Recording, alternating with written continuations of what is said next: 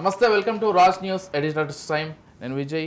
మొత్తంగా రెండు రాష్ట్రాల సీఎంలు ఈ నెల 6న అయితే భేటీ కాబోతున్నారు. దీనికి సంబంధించి ప్రస్తుతం రెండు తెలుగు రాష్ట్రాల్లో ఒక చర్చ అయితే నడుస్తోంది. అయితే ఈ నెల 1న సీఎం రేవంత్ రెడ్డికి చంద్రబాబు లేఖ రాయడం జరిగింది. ఆ లేఖకు సంబంధించి నిన్న తెలంగాణ ముఖ్యమంత్రి రేవంత్ రెడ్డి అవును కలుద్దాం, ఖచ్చితంగా అనేక విషయాలకు సంబంధించిన విభజన చట్టం కావచ్చు, పెండింగ్ అంశాలకు సంబంధించి కావచ్చు, ఆస్తుల పంపకాలు దానికి సంబంధించినటువంటి ఇతర అంశాలకు సంబంధించి కావచ్చు, ఇద్దరం కలిసి కూర్చొని మాట్లాడుకుంటే ఒక క్లారిటీ వస్తుందని చెప్పారు. ఆ నేపథ్యంలోనే తెలంగాణ జ్యోతిరావు పులే ప్రజాభవన్లో భేటీ అవ్వాలంటూ కూడా ఆయన ఆంధ్రప్రదేశ్ ముఖ్యమంత్రి చంద్రబాబుకి అయితే లేఖ రాశారు.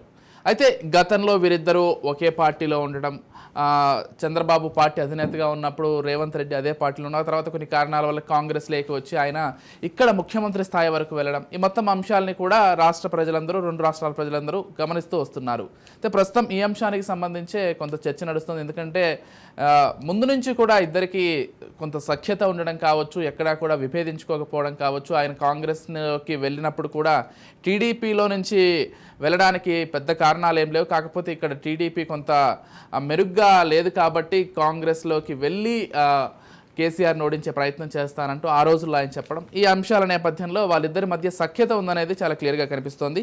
ఇదే అంశాలకు సంబంధించి మనతో పాటు డిస్కస్ చేయడానికి ఏపీజేఎఫ్ నుంచి కృష్ణాంజనేయులు గారు సిద్ధంగా ఉన్నారు. అదేవిధంగా మా పొలిటికల్ ఎడిటర్ అరవింద్ కొల్లి గారు కూడా సిద్ధంగా ఉన్నారు. గుడ్ మార్నింగ్ అండి ఇద్దరికి కూడా. ఎస్ అరవింద్ గారు, ఎలా చూస్తారండి రెండు రాష్ట్రాల ముఖ్యమంత్రులు రేవంత్ రెడ్డి, చంద్రబాబు భేటీ కాబోతున్నారు?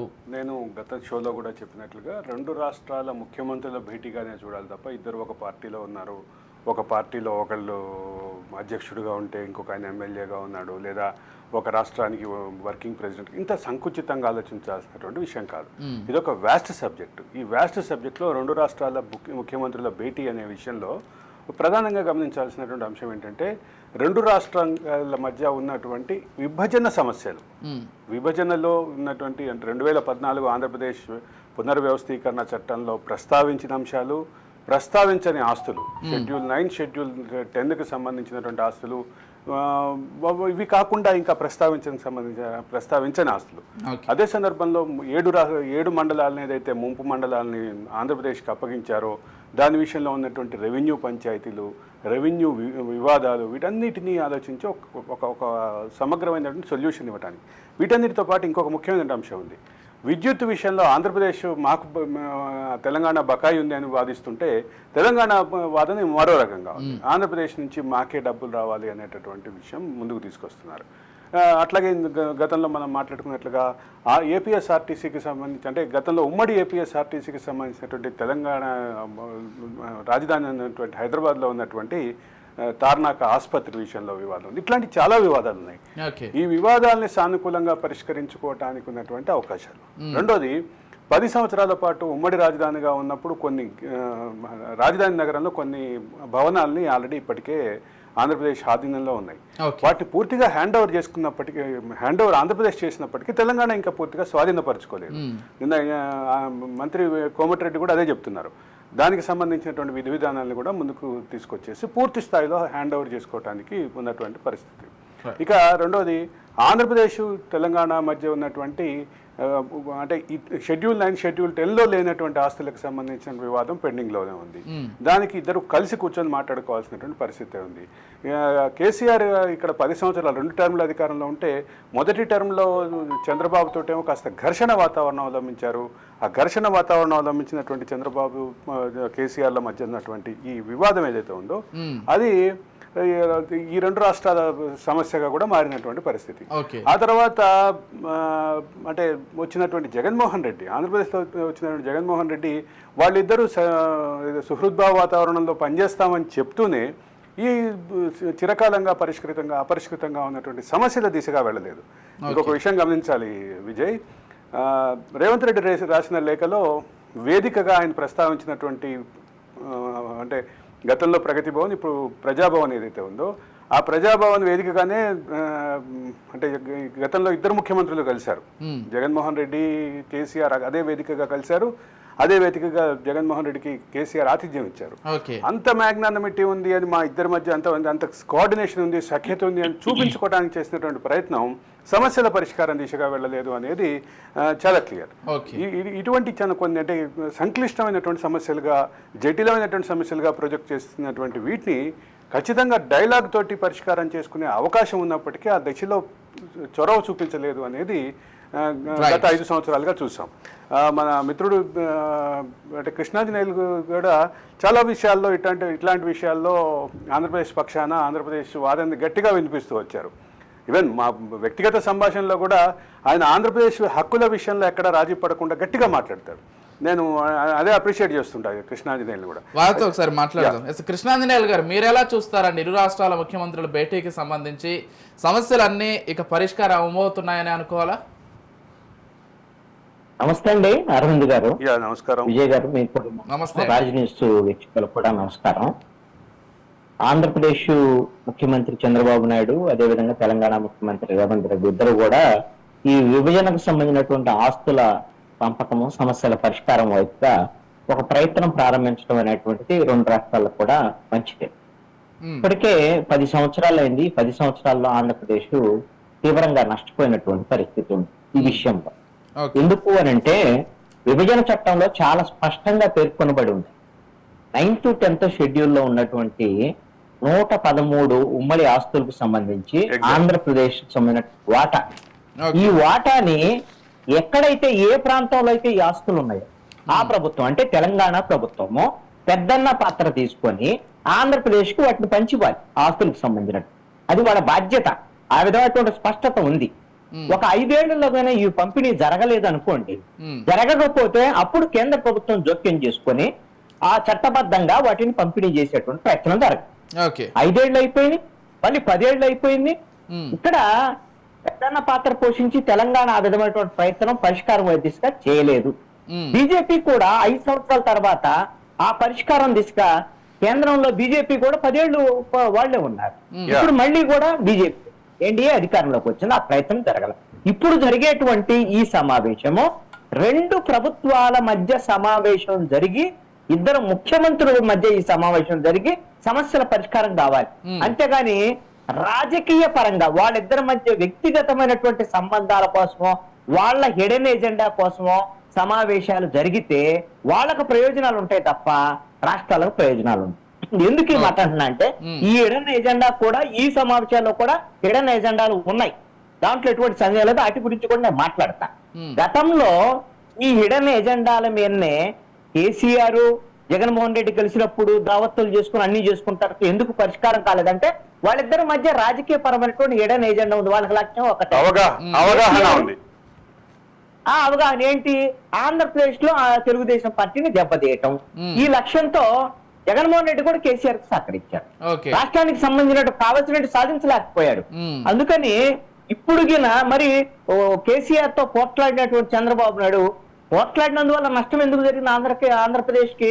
కేసీఆర్ దయాదక్షిణాలు మీద ఇస్తాడా ఏమన్నా? ఆంధ్రప్రదేశ్ కి రావాల్సినటువంటి 9th to 10th షెడ్యూల్ ఆస్తులు కేసీఆర్ తో సంబంధం ఏముందంటే ప్రభుత్వాలు విడిపోయిన తర్వాత ఎవరు వాటా వాళ్ళు తీసుకోవాలా. అంతేకాని కేసీఆర్ దయాదక్షిణాలతో పనే ఉంది. ఆయనతో మంచిగా ఉండాల్సిన సఖ్యతగా 2 రాష్ట్రాల మధ్య ఎవరి ప్రయోజనాల కోసం వాళ్ళు పనిచేస్తారు తప్ప ఒకళ్ళ కోసం ఇంకోళ్ళు పనిచేసుకున్నటువంటి పరిస్థితులు గత 10 సంవత్సరాల్లో ఈ విధంగా జరిగాయి. ఆంధ్రప్రదేశ్ కే నష్టం జరిగిందండి, తెలంగాణకు నష్టం జరిగిందండి. ఎందుకంటే తెలంగాణ దగ్గర ఈ ఆస్తులు ఉన్నాయి. విడిపోయిన తర్వాత రాజధాని ప్రాంతం అనేటువంటిది భారతదేశంలో ఇప్పటి వరకు రాష్ట్రాల విభజన జరిగితే రాజధాని ఉన్నటువంటి ప్రాంతం విడిపోయినటువంటి రాష్ట్రంలో లేదు. మొట్టమొదటిసారి అది తెలంగాణలో జరిగింది. ఆ విధంగా రాజధాని లేనటువంటి రాష్ట్రంగా ఆంధ్రప్రదేశ్ ఏర్పడ్డటువంటి పరిస్థితులు. దాన్ని కాంపన్సేట్ చేస్తా అన్న కేంద్ర ప్రభుత్వము ప్రత్యేక హోదా ఇవ్వలేదు, విభజన హామీలు అమలు చేయాలి. ఆ సంగతి తర్వాత అసలు తెలంగాణలో ఉన్నటువంటి ఆ ఆస్తులు హక్కుగా రావాల్సినటువంటి ఇప్పుడు 113 సంస్థలు 9th to 10th షెడ్యూల్లో ఉన్నటువంటి ఆస్తులు 1,10,000 కోట్ల రూపాయలు సుమారుగా ఉంటాయి దాని ఆస్తుల విలువ. వాటిని ఇప్పుడు 10 ఏళ్ల పాటు కోల్పోవటం అంటే ఎంత నష్టం? ఇప్పుడు కేసీఆర్ తో దావత్ చేసుకున్నటువంటి జగన్మోహన్ రెడ్డి ఆయన రాజకీయ అవసరాల కోసం, ఆయన ఆస్తులను కాపాడుకోవటం కోసం ఏం చేశాడు? చేసినటువంటిది ఏంటంటే తెలంగాణ సెక్రటరేట్ లో ఉన్నటువంటి ఆంధ్రప్రదేశ్ సంబంధించినటువంటి భవనాల మొత్తాన్ని కూడా అసలు ఎవరితో సంబంధం లేకుండా సంప్రదింపులు లేకుండా అధికారులకు కూడా చెప్పుకొని రాసి ఇచ్చేసినటువంటి పరిస్థితి ఉంది. ఇది ఆంధ్రప్రదేశ్ కి నష్టం కదా. ఈ విధమైనటువంటి ధోరణి సరైనటువంటిది కాదు. అదే విధంగా ఇప్పుడు విద్యుత్ బకాయిలకు సంబంధించినటువంటి విషయంలో కూడా అడగలేనటువంటి పరిస్థితి ఉంది. ఇప్పుడు కేసీఆర్ బకాయి ఇస్తే సరిపోతుందా? పెద్దానికి లెక్కలు ఉంటాయి కదా. మీరే మాకు బకాయిస్తున్నారని ఆంధ్రప్రదేశ్ ని బకాయిస్తే ఎలా సరిపోతుంది? దానికి సంబంధించి న్యాయపరమైనటువంటి ముందడుగు కూడా పడింది. ఇప్పటికే 2 రాష్ట్రాలు కోర్టును ఆశ్రయించినాయి. కాబట్టి అంటే ఒక విషయం అయితే 2 రాష్ట్రాలు దాని విషయంలో కొంత వివాదాన్ని జటిలం చేస్తున్నాయి అనేది క్లియర్. ఏమంటారు? అయితే అరవింద్ గారు ఇక్కడ ఒక పాయింట్, అరవింద్ గారు 2 రాష్ట్రాలు ఎవరికి వాళ్ళది నిలిపిస్తారు. ఇది ఎప్పుడు కూడా ఇది రాష్ట్రాలను విభజించేటప్పుడు అది సమస్య ఉంటుంది అని తెలుసు. చట్టాలు చేసినప్పుడే అది ఆలోచించారు. అప్పుడే ఏం చెప్పారు, కేంద్ర ప్రభుత్వం పెద్దన్న పాత్ర పోషించి ఈ సమస్యల పరిష్కారం దిశగా ప్రయత్నం చేయాలని. వాళ్ళ దగ్గర ఆ నిజాయితీ లేకపోవటం వల్ల ఈ సమస్య. ఎందుకు బీజేపీ మొన్నటి వరకు బీఆర్ఎస్ ను బీ టీమ్ గా భావించింది. అందుకని బీఆర్ఎస్ కు అనుకూలంగా వ్యవహరించినటువంటి పరిస్థితి ఆంధ్రప్రదేశ్ కి ఎందుకు సహకరిస్తారు? ఆంధ్రప్రదేశ్ లో ఉన్నటువంటి జగన్మోహన్ రెడ్డి కూడా బీజేపీకి అనుకూలంగానే ఉన్నాడు. బట్ మాకు కావాల్సిన ఏం కావాలనేటువంటి దాని మీద జగన్మోహన్ రెడ్డి కేంద్రాన్ని కూడా గట్టిగా అడిగినటువంటి పరిస్థితి. అందుకని చట్టబద్ధంగా ఏం జరగాలో అది జరిగితే ఇద్దరికీ నష్టం లేకుండా ఉంటుంది. అరవింద్ గారు ఒక విషయం అంటే ఇక్కడ ఖచ్చితంగా ప్రస్తావించాల్సిన అంశం, గతంలో ఇదే వేదికగా అంటే ఏదైతే ఇప్పుడు అంటే ప్రజాభవన్ గా మారినటువంటి ప్రగతి భవన్ వేదికగా గతంలో ఇద్దరు ముఖ్యమంత్రులు, అప్పటి ముఖ్యమంత్రులు ఇద్దరు సమావేశమయ్యారు. ఆతిథ్యం అంటే ఆంధ్రప్రదేశ్ ముఖ్యమంత్రికి తెలంగాణ ముఖ్యమంత్రి భారీ ఆతిథ్యం ఇచ్చారు. ఇప్పుడు అంటే మరొక జత ముఖ్యమంత్రులు అదే వేదికగా సమావేశం కాబోతున్నారు. గతంలో ఎటువంటి అంశాలు అంటే ఎటువంటి వివాదాలు చర్చకు రాకపోగా ఇప్పుడు చర్చా పరిష్కారం తోటే ఈ సమావేశం ప్రారంభం కాబోతోంది. దీన్ని ఎట్లా చూడాలంటారు? రెండింటి మధ్య తేడా గురించి మాట్లాడదాం. ఖచ్చితంగా తేడా ఉంది అరవింద్. ఎందుకు అనంటే గతంలో జగన్మోహన్ రెడ్డి రాజకీయ పరమైనటువంటి మీటింగ్ గానే వెళ్ళాడు. ఆయన సొంతంగా వెళ్ళాడు. ఏం అధికారులను తీసుకొని వెళ్ళలేదు, ఇంకోట్లేదు. ప్రధానంగా తెలంగాణలో ఉన్నటువంటి తెలుగుదేశం పార్టీని దెబ్బతీయటం కోసం అప్పుడు కేసీఆర్ సహకారం తీసుకొని పూర్తిగా, ఎందుకంటే తెలంగాణలో దెబ్బతీయటం, ఆంధ్రాలో కూడా దెబ్బతీయటం, ఇది ఎజెండాగా వెళ్ళారు. అందుకని ఆంధ్రప్రదేశ్ కి న్యాయం జరగల. జగన్మోహన్ రెడ్డి కేసీఆర్ సంబంధించినటువంటి సమావేశాలు. ఇప్పుడు చంద్రబాబు నాయుడు ముఖ్యమంత్రిగా అధికారులందరినీ తీసుకొని మా రాష్ట్రానికి సంబంధించి తెలంగాణలో ఉన్నటువంటి ఆస్తులకు సంబంధించినటువంటి సమస్యల పరిష్కారం చేసినా మీ దగ్గరకు వస్తున్నాము, మీరు ఎక్కడుంటే అక్కడికే వస్తాము అని ఆయన అధికారికమైనటువంటి లేఖ రాశారు. అక్కడ ఉండేటువంటి తెలంగాణ ప్రభుత్వం కూడా అధికారికంగా స్పందించింది. ముఖ్యమంత్రి రేవంత్ రెడ్డి, అదే విధంగా డిప్యూటీ సీఎం బట్టి విక్రమార్క అధికారులతో మీటింగ్ అయ్యారు. వాళ్ళందరూ వస్తున్నారు, మరి ఆంధ్రప్రదేశ్ నుంచి మనము ఏ విధమైనటువంటి అంశాల మీద చర్చ జరపాలి ఏంటి అనేటువంటి దాని మీద సర్వసన్నద్ధమైంది తెలంగాణ ప్రభుత్వం. ఆంధ్రప్రదేశ్ ప్రభుత్వం కూడా సర్వసన్నద్ధంగా వెళ్తుంది. అంటే 2 ప్రభుత్వాల మధ్య జరుగుతున్నటువంటి ఈ చర్చలో ఖచ్చితంగా ముందు అసలు ఒక ముందడుగు పడుతుంది. తర్వాత పరిష్కారం దిశగా అది కొద్ది రోజులు సమయం పడుతుంది. ఎందుకంటే 10 ఏళ్ల నుంచి జటిలంగా ఉన్నటువంటి సమస్య కాబట్టి 1 రోజుల్లోనో 2 రోజుల్లోనో అయిపోతాయని అనుకోవాల్సినటువంటి అవసరం లేదు. కానీ ఈ చర్చలు అనేటువంటిది సరైనటువంటి దిశలో ప్రభుత్వాల మధ్య చర్చలుగా కొనసాగుతాయి అని అనటానికి వీళ్ళిద్దరి యొక్క ఇద్దరు ముఖ్యమంత్రుల యొక్క చొరవ ప్రధానమైనటువంటి అంశంగా మనం చూడొచ్చు. కాబట్టి ఇది ఒక మంచి పరిణామంగానే భావిస్తుంది. విజయ్, నేను కృష్ణాంజనేయులు గారిని ప్రశ్న ఎందుకు అడిగానో మీకు అర్థమైంది కదా. అంటే 2 రాష్ట్రాల మధ్య జరుగుతున్నటువంటి ఇది రెండో మీటింగ్ అనుకుంటే, మొదటి మీటింగ్, మొదటి భేటీ ఏదైతే ఉందో పూర్తిగా రాజకీయ పరమైనటువంటి భేటీగా మాత్రమే చూడాలి. అంటే తన వ్యతిరేకమైనటువంటి చంద్రబాబుని ఓడించి వచ్చినటువంటి జగన్మోహన్ రెడ్డికి ఒక భారీ ఆతిథ్యం ఇచ్చి గౌరవించినటువంటి కేసీఆర్ గానే అప్పుడు ముఖ్యమంత్రి వ్యవహరించారనేది చాలా క్లియర్. అదే సందర్భంలో సన్నాహకాలు, ఇప్పుడు నిన్న అంటే వివిధ శాఖల మంత్రులు దీనికి సంబంధించిన అంటే 2 రాష్ట్రాల మధ్య ఉన్నటువంటి విభేదాలేంటి వీటి విషయంలో చర్చ జరిపినటువంటి 2 రాష్ట్రాలకు సంబంధించిన మంత్రులను చూసాం. అప్పుడు అది అసలు అటువంటిది ఏమీ లేదు. కేవలం కృష్ణాంజలి గారు చెప్పినట్టుగా కేవలం ముఖ్యమంత్రి ఆయన కుటుంబమే వెళ్ళారు తప్ప ఎక్కడ అధికారుల పాత్ర లేదు, చర్చ పాత్ర లేదు.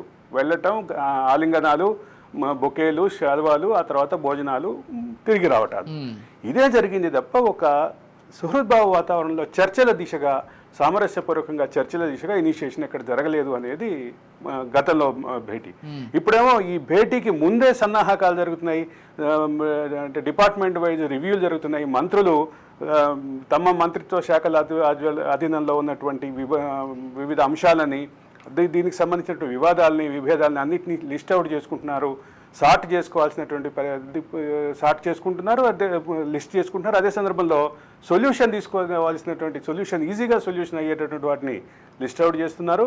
ఇప్పటికే ఆల్రెడీ హ్యాండ్ ఓవర్ చేసుకోవాల్సిన వాటికి సంబంధించినటువంటి పూర్తి స్థాయి మెకానిజంని ఇనిషియేట్ చేస్తున్నారు. అంటే ఈ భేటీకి ఆ భేటీకి ఉన్నటువంటి ప్రధానమైనటువంటి తేడా ఇది అనేది ఖచ్చితంగా గమనించాలి విజయ్. అంతేలేండి, గతంలో వ్యక్తిగత అవసరాలకు, రాజకీయ పార్టీ అవసరాలకు మాత్రమే కలిసి ఆలింగనాలు జరిగాయి. ఈసారి అలా కాకుండా ప్రభుత్వాలు కలుస్తున్నాయి. అక్కడ క్లియర్ గా చెప్పేది ఏంటంటే పార్టీలు కాదు ఇప్పుడు కలిసేది, రెండు రాష్ట్రాల ప్రభుత్వాలు కలుస్తున్నాయి. కాబట్టి ప్రభుత్వ సమస్యలన్నీ రాష్ట్రాల సమస్యలు పరిష్కార దిశగా. ఇంకొక విషయం ఏంటంటే, ఇందాక కృష్ణాంజనేయులు గారు చెప్పినట్లుగా రెండు రాష్ట్రాల ముఖ్యమంత్రుల మధ్యన ఒక సహృద్భావ వాతావరణంలో సామరస్యపూర్వకంగా వచ్చినటువంటి ఆ లేఖలకు సంబంధించిన అంశం కూడా ఖచ్చితంగా ఈ పర్టికులర్ టైంలో పరిగణలోకి తీసుకోవాలి. ఇది అధికారికంగా జరగబోతున్నటువంటి సమావేశమే ఖచ్చితంగా. సంబంధిత అధికారులు అందరూ కూడా రాబోతున్నారు. ఇక్కడి నుంచి కూడా అధికారులను పెట్టుకునే ఆ సమావేశం జరగబోతోంది. కాబట్టి మంత్రులు, అధికారులు అన్ని కూడా త్వరగా పరిష్కారం అవ్వాలని, పరిష్కారం దిశగా రెండు రాష్ట్రాలు, రెండు తెలుగు, అంటే తెలంగాణ ఉద్యమం బాగా పీక్గా ఉన్న టైంలో కూడా ఇటు తెలంగాణ నుంచి వినిపించినటువంటి మాట కూడా ఏంటంటే, విద్వేషాన్ని రెచ్చగొట్టినటువంటి ఒక బ్యాచ్ని పక్కన పెడితే విస్తృత తెలంగాణ సమాజం అయితే అన్నదమ్ములుగా విడిపోదాం, అన్నదమ్ములుగా కలిసి ఉందాం అన్న మాటని తీసుకొచ్చింది. ఇప్పుడు కూడా అదే రకమైనటువంటి భావంతో ఆంధ్రప్రదేశ్ నుంచి వచ్చినటువంటి అంటే ఏదైతే పిలుపుని ఖచ్చితంగా తెలంగాణ ముఖ్యమంత్రి అదే భావంతో స్పందించారు. రెండు రాష్ట్రాల మధ్య అదే రకమైనటువంటి భావంతో, అంటే రెండు రాష్ట్రాలు పోటీలో, అభివృద్ధిలో పోటీ పడాలి, దేశంలో నెంబర్ 1, నెంబర్ 2గా ఉండటంలో పోటీ పడాలి అనేది మనలాంటి వాళ్ళ అభిప్రాయం. Right. Hope you agree with me Krishnanjaneyulu garu. Arvind గారు, ఇక్కడ ఒక అంశం ఏమిటంటే, ఎప్పుడైనా సరే రాష్ట్రాల విభజన ఉద్యమాలు ఇలాంటి ఉన్నప్పుడు తెలంగాణలో కూడా ఒక ఎమోషన్ ఉంది. ఆ రోజున ఆంధ్రప్రదేశ్ ప్రజలతో ఉమ్మడిగా ఉండాలని కోరుకున్నారు. కానీ విడిపోయిన తర్వాత మీరు గమనిస్తే విడిపోవటం మంచిదైంది అనేటువంటి దాంట్లో ఆంధ్రప్రదేశ్ ప్రజల్లో భావన అంటే ఇప్పుడు ఈ రోజు. ఎందుకంటే విడిపోయిన వల్ల ఆంధ్రప్రదేశ్ అభివృద్ధి చేసుకోవడానికి అవకాశం వచ్చింది కదా. ఇప్పుడు హైదరాబాద్ కేంద్రీకృతంగా అభివృద్ధి జరగటం వల్ల నష్టం జరిగింది అనేటువంటి ఒక ఆలోచన కూడా. అంటే విడిపోయిన తర్వాత జరిగిన చర్చ ఏంటంటే, విడిపోవడం ఒక 2 దశాబ్దాల ముందే విడిపోయి ఉంటే బాగుండేది అనేటువంటి చర్చ కూడా వచ్చింది నిజానికి. అదేంటండి, విడిపోతే ఎంత తొందరగా, ఎప్పుడంటే 1970s లో పడ్డాయండి వీసా. విడిపోవాలి అనేటువంటి బీజం 1970s లో స్టార్ట్ అయినట్టు. 69లో బాగా పెద్ద ఎత్తున తెలంగాణలో ఉద్యమం జరిగింది. పెద్ద ఉద్యమాలు కదా అక్కడ తెలంగాణ ఉద్యమం గానీ, ఇక్కడ జయాంతర ఉద్యమం గానీ, ఇవన్నీ కూడా రాష్ట్రం విడిపోవాలని బీజాలు అప్పుడే పడ్డాయి. ఇప్పుడు ఒక 40 ఏళ్ల తర్వాత విడిపోవాల్సినటువంటి పరిస్థితులు వచ్చినట్టు అదంతా లాసే కదా ఇద్దరికి కూడా. అయితే ఇక్కడ ఒక అంశం అంటే నేను ఒక సూచన చేయదలుచుకున్నాను రెండు ప్రభుత్వాలు. మనం ఎందుకోసమనంటే మనం ఒక డిబేట్ చేస్తున్నాం కదా. ఇప్పుడు రెండు ప్రభుత్వాలు కానివ్వండి, ఎవరి ప్రయోజనాల కోసం వాళ్ళు అలాంటి ఆశిస్తారు, దాని మీద పట్టుబట్టేదానికి అవకాశాలు ఉంటాయి. ఒకరికొకరు సహకరించుకునే దానికంటే ఎంత మేరకు అనంటే కొన్ని అంశాలు సహకరించుకుంటారు, మాకు హక్కులు ఉన్నాయి అనేటువంటి దాని మీద వివాదం వచ్చేదానికి అవకాశం ఉంటుంది. ఇప్పుడు 10 ఏళ్ళు అయింది కాబట్టి ఈ సమస్య జటిలంగా కూడా ఉంది. కాబట్టి నేనేమంటానంటే, మొదటి దఫా చర్చలు తెలంగాణ ఆంధ్రప్రదేశ్ ప్రభుత్వం ఇద్దరు ముఖ్యమంత్రుల మధ్య, అధికారుల మధ్య ఈ జరిగినప్పటికీ కూడా రెండవ సమావేశం ఖచ్చితంగా కేంద్ర ప్రభుత్వ పాత్ర కూడా ఉండేటువంటి విధంగా వాళ్లను కూడా పెట్టుకొని వాళ్ళ ఆధ్వర్యంలో ఈ చర్చ జరిగితే ఖచ్చితంగా పరిష్కారం వైపు వెళ్లేదానికి అవకాశం ఉంటుంది. ఇక్కడ ఒక విషయం అయితే మనలాంటి వాళ్ళని చెప్పాల్సినటువంటి ఒక అంశం అయితే ఖచ్చితంగా ఉంది ఇక్కడ. అంటే పరిష్కారం దిశగా వెళ్ళటానికి రెండు రాష్ట్రాలు పట్టువిడుపుల ధోరణితోటి ఉండాల్సింది అనేది మాత్రం ఖచ్చితంగా అవసరం. That is need of the hour గా భావించాలి. ఇద్దరు ముఖ్యమంత్రులు కూడా అదే రకమైన అరవింద్ గారు, పట్టు విడుపులు అంటే సపోజ్ పట్టు విడుపులు అన్నారనుకోండి, మాకు 15,000 కోట్ల రూపాయలు మీకు బకాయిలు రావాలి అని చంద్రబాబు నాయుడు అడుగుతాడు. మరి చంద్రబాబు నాయుడు అడిగాడు కదా అని రేవంత్ రెడ్డి ఎస్ మీకు 15,000 బకాయిలు ఇవ్వాల్సిందే మేము ఇచ్చేస్తాం అన్నారనుకోండి, తెలంగాణ ప్రజలు ఏమనుకుంటారు? ఏం చెప్పాడు, ఆంధ్రప్రదేశ్ మాకు బకాయి ఉంది అన్నాడు, రేవంత్ రెడ్డి మాత్రం వాళ్ళకి బకాయిలు ఇవ్వడానికి రెడీ అయిపోయాడు, వీళ్ళిద్దరి మధ్య ఏదో లోపాయకారు ఒప్పందాలు ఉన్నాయి. ఇప్పుడు తెలంగాణ ప్రజలు రేవంత్ రెడ్డి మీద ఇదే అవకాశం ఉంటది కదా. అదే ఆ అవకాశంగా తీసుకొని తెలంగాణ రాష్ట్ర సమితి అలియాస్ భారత రాష్ట్ర సమితి అలియాస్ గ్రేటర్ హైదరాబాద్ రాష్ట్ర సమితి తమ గొంతు విప్పే అవకాశం కూడా ఉంది. ఆ విషయంలో కూడా ఎక్కడ అనుమానం లేదు. కానీ ఒక పర్టికులర్ అంశం నేను చెప్తుంది ఏంటంటే, రెండు రాష్ట్రాలు పట్టువిడుపుల ధోరణితో ఉండాలి అనేది నా అభిప్రాయం. పట్టువిడుపులు లేక 10 ఏళ్ళు అయిపోయింది, ఇద్దరికే లాసే కదండి. వీటి వల్ల ఇద్దరు కూడా సామరస్యపూర్వకంగా కొంచెం అటు ఇటుగా సెటిల్మెంట్ చేసుకుంటే ఇబ్బంది లేకుండా చట్టబద్ధంగా జరగాల్సినటువంటి వాటిని చట్టబద్ధంగా కేంద్ర ఇన్వాల్వ్మెంట్ మాత్రం ఖచ్చితంగా అవసరమే. విభజన చట్టానికి సంబంధించిన నోటిఫికేషన్ లో కూడా అరవింద్ గారు విభజన చట్టానికి సంబంధించిన నోటిఫికేషన్ లో కూడా అది ఉంది. ఇప్పుడు 9th to 10th షెడ్యూల్ ఆస్తులు ఒక్కటే కాదండి ఇక్కడ. ఇప్పుడు అదే విధంగా ఆ ఆర్టీసీకి సంబంధించినటువంటి ఇష్యూ కాకుండా, లేకపోతే విద్యుత్ బకాయిలు కాకుండా ఇప్పుడు గోదావరి కృష్ణా జలాలకు సంబంధించినటువంటి ఇష్యూస్ కూడా ఉన్నాయి దీంట్లో.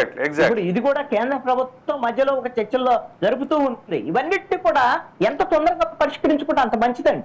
ఇంత జట్లు చేసుకోకూడదు. ఆల్రెడీ 10 సంవత్సరాలు దాటిపోయాయి. నిజానికి ఇది మొదటి 5 సంవత్సరాల్లో పరిష్కారం అవ్వాల్సినటువంటి సమస్య అవ్వలేదు.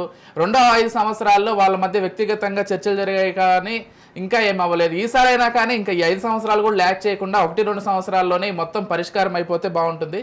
ఖచ్చితంగా అలా అవ్వాలని కూడా కోరుకుందాం అందరం. రెండు రాష్ట్ర ప్రభుత్వాలని సమన్వయపరచుకొని కేంద్రం కూడా చేయాల్సిన పాత్ర ఏదైతే ఉందో ఆ పాత్ర కూడా పోషించాలి అనే మీ డిమాండ్ కానీ మీ సలహా కానీ మంచి వ్యాలిడ్ పాయింటే. పరిష్కారం కాకపోవటానికి అటు కేసీఆర్ జగన్మోహన్ రెడ్డి కొన్ని దురుద్దేశాలతో కూడా వ్యవహరించారండి. ఎందుకు అనంటే ఈ సమస్యలు జటిలంగా ఉంచి కేసీఆర్ ఏమో తెలంగాణ పోరాడినట్టుగా, జగన్మోహన్ రెడ్డి ఆంధ్రప్రదేశ్ కోసం పోరాడినట్టుగా బిల్డప్ ఇచ్చి సమస్యని సజీవంగా ఉంచేటువంటి ప్రయత్నం కూడా చేశారు. రెండు రాష్ట్రాలకు ఇద్దరు అన్యాయం చేశారు. రైట్. ఇక మరొక కీలకమైనటువంటి అంశాన్ని మనం గమనించినట్లయితే, నిన్న నరేంద్ర మోదీ ఏదైతే ఆయన పార్లమెంట్లో మాట్లాడారో, మొన్న మాట్లాడినటువంటి అంటే రాహుల్ గాంధీ మాట్లాడినటువంటి వ్యాఖ్యలకు సంబంధించి ఆయన కొన్ని కౌంటర్స్ ఇచ్చారు. దానికి సంబంధించే ప్రస్తుతం చర్చ జరుగుతోంది. నిన్న మొత్తం రాహుల్ గాంధీ వ్యాఖ్యలకు చుట్టూ తిరిగితే ఈరోజు మొత్తం మోదీ చేసినటువంటి వ్యాఖ్యలు దానికి సంబంధించినటువంటి చర్చ చుట్టూ తిరుగుతోంది. సో కాంగ్రెస్ నేతలు పిల్ల చేష్టలు మానుకొని కొంత దేశానికి సమగ్రంగా అభివృద్ధి జరిగే దిశగా మీ చర్చ ఏదైనా ఉంటే బాగుంటుందంటూ కూడా ఆయన వ్యాఖ్యానించారు. హిందువులపై మీరు చేసినటువంటి వ్యాఖ్యలు హిందువులు ఎప్పటికీ మర్చిపోరు అంటూ కూడా ఆయన కొన్ని వ్యాఖ్యలు చేశారు. సో ఎలా చూస్తారు కృష్ణాంజనేయులు గారు వీరిద్దరి మధ్య సంభాషణ కావచ్చు, మొన్నటి రాహుల్ గాంధీ వ్యాఖ్యలు కావచ్చు, నిన్న మోదీ కౌంటర్ కావచ్చు, ఎలా చూస్తారు? ఇప్పుడు ఈ వ్యాఖ్యలు, కౌంటర్స్, ఈ లోక్సభలో జరిగినటువంటి చర్చ, ఈ అంశాల లోకి వెళ్ళబోయే ముందుగా నేపథ్యం ఉన్నటువంటి పరిస్థితి, నరేంద్ర మోడీ ఎన్డీఏ ప్రభుత్వము అసలైనటువంటి బలమైనటువంటి ప్రతిపక్షాన్ని ఇప్పుడు ఎదుర్కొంటుంది అనేటువంటిది చాలా స్పష్టంగా అర్థమవుతుంది. ఎందుకు అని అంటే 2014లో 282 సీట్లు బీజేపీకి రావటం, ఎన్డీఏకి పూర్తి మెజార్టీ ఉండటం, దాని మీద ప్రతిపక్షాన్ని పూచిపుల్లగా తీసేసినటువంటి ప్రతిపక్షం లేదు కదా లోక్సభలో. అదే విధంగా 2019 ఎన్నికలు వచ్చాక 303 సీట్లు వచ్చాయి బీజేపీ. ఆ 300 పైగా సీట్లు ఎన్డీఏకి వచ్చినటువంటి పరిస్థితి ఉంది. ఇంకేముంది, అసలు మాకు ఎదురే లేదు, అసలు దేశం మొత్తం మాకు మద్దతు ఇస్తుంది, మనం ఏం కావాలంటే అది చేసేయచ్చు అనేటువంటి ఇష్టారాజ్యంగా చేసినటువంటి పరిస్థితి కూడా ఉంది. బుల్డోజ్ చేశారు.